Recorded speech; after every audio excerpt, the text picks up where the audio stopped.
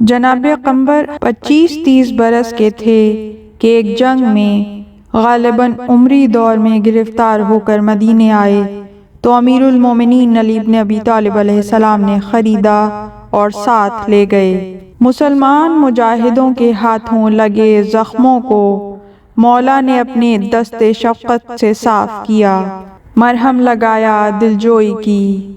मौला अमीरुल मोमिनीन अली इब्न अबी तालिब अलैहिस्सलाम के फैज़ से कंबर इस्लाम लाए और जब कंबर तंदुरुस्त हो गए तो मौला ने ज़र खरीद कंबर को आज़ाद करके फरमाया कि कंबर चाहो तो अपने वतन चले जाओ और चाहो तो यहीं रह लो।